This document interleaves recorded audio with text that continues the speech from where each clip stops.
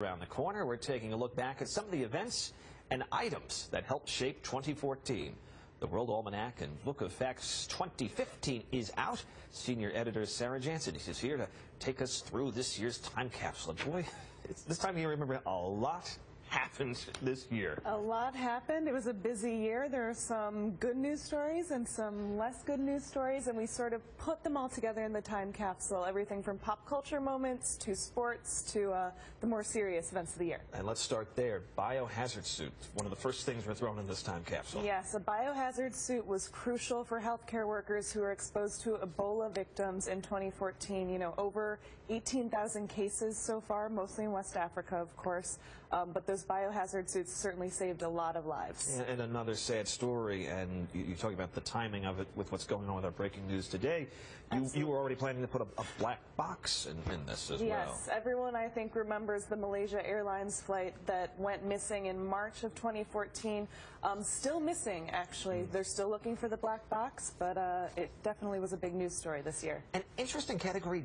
Digital evidence, of which every year there seems to be more and more, usually damning digital evidence, yes. And we saw quite a bit of that this year, too. Quite a bit of that, and we're actually talking specifically about evidence in some of the sports scandals this year that had a huge impact off the field. So Donald Sterling ends up selling the LA Clippers because of the digital evidence that showed he had made some racist comments to a friend.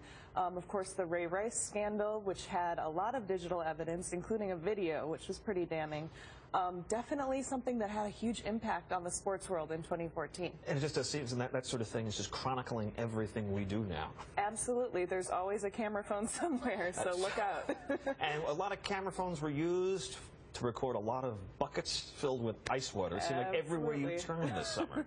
Huge viral story this summer, and actually they ended up with that whole viral campaign, the Ice Bucket Challenge campaign, the ALS Association ended up raising over $100 million for Lou Gehrig's disease research. So it wasn't just a viral campaign, it was a huge, impactful moment in 2014. Yeah, I mean, I don't recall the exact number, but it was a huge increase from what they normally raised. Yeah, this is not an organization that raises $100 million in one summer. You know, that was a big game-changing moment for them, and they're going to do a ton of research with that kind of money. And it's something that was kind of unprecedented to see. That sort of just awareness of the disease, but also how it just kind of, you know, took off on social media, and suddenly everyone you knew was being covered with ice water. Let's do fashion. Let's do something a little bit cheerier. A very distinctive hat. A very you couldn't distinctive escape it for hat. a while, yeah. Absolutely. So Pharrell wore this not old, but vintage Vivienne Westwood hat at the Grammys, and it sort of took off, became this huge viral sensation.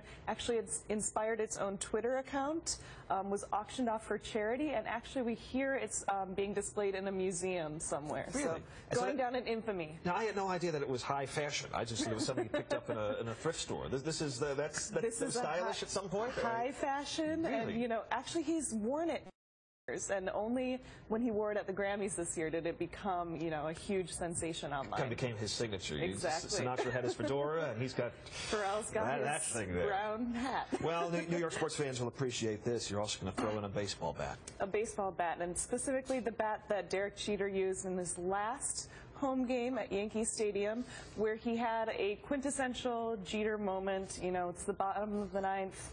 There's a man on second, and of course he hits an RBI single, walk-off single, and wins the game. And, you know, that's something that a lot of Yankees fans are just going to remember Derek Jeter for, those kinds of moments. Already missing him. I know a lot of sports fans are.